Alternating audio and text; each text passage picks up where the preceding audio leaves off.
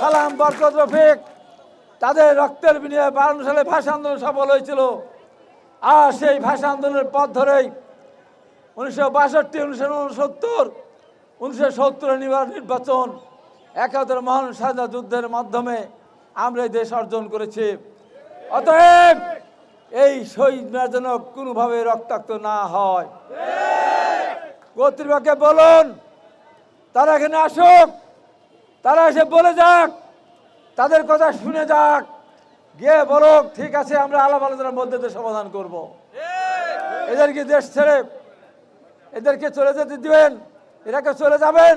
এরাকে পালিয়ে যাবেন? না, এরকম আলাপ না। এই দেশের সন্তান, এরা মাটি মানুষের সন্তান, এরা একেবারে তৃণমূলের সন্তান। এদেরকে ভয় দেখাবেন না, এদের উপর নির্যাতন করবেন না। আজকে 16টা দিন অমানবিক কষ্ট সহ্য করে তাদের জীবন জীবিকার জন্য তারা এখানে আছেন। ভুয়া মুক্তিযোদ্ধা সৃষ্টি করে লক্ষ লক্ষ না কোটি কোটি টাকা মুক্তিযোদ্ধা নিয়ে গিয়েছেন। ওইগুলো বাতিল করেন, ওই অর্থ ফেরত আনেন, আর আমার এই ভাইদের সামান্য চাহিদা পূরণ করেন। তাতে মনে হয় অত টাকা লাগবে না। এদের ন্যায্য দাবি মেনে নেওয়ার মধ্য দিয়েই আমি মনে করি এই সরকার সফলতার দিক দেখবে, মুখ দেখবে। আমি বলে যাচ্ছি, এখানে যদি আজকে নির্যাতন করেন, আজকে যদি এদের উপর আঘাত করেন, এই বিদের আগে আল্লাহর আরশ কেঁপে যাবে। আমরা পল্লী বিদ্যুতের লোক এবং পল্লী বিদ্যুতের 80টি পল্লী বিদ্যুৎ সমিতি আছে আমাদের। এই 80টি পল্লী বিদ্যুতের কর্মকর্তা আছে, টোটাল 45,000। এই 45,000 লোক প্রায় 16 দিন যাবৎ এখানে মানবতার জীবনযাপন করছে। যে পর্যন্ত এই 7টি দাবি আমাদের না মানা হবে, আমাদের এখানে মাঠ ছাড়ছি না।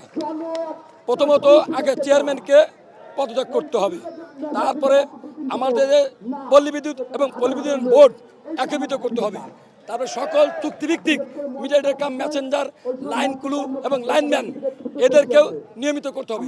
সোজা কথা, যতগুলো আমাদের যে চুক্তিভিত্তিক আছে সবাইকে নিয়মিত করতে হবে।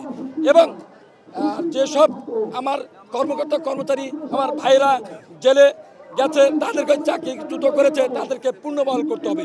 এইরকম করে 7টি দাবি আছে। এই 7 দফা দাবি নিয়ে আজকে আমাদের 16তম কর্মদিবস চলতেছে এখানে। আসলে আমাদের প্রথম দাবি ছিল যে আমাদের বর্তমান যে চেয়ারম্যান স্যার আছে, চেয়ারম্যান স্যার আমাদের যে দপন নিপীড়ন করতেছে এবং একপেশি শুধু পল্লী বিদ্যুৎ সমিতির উপর।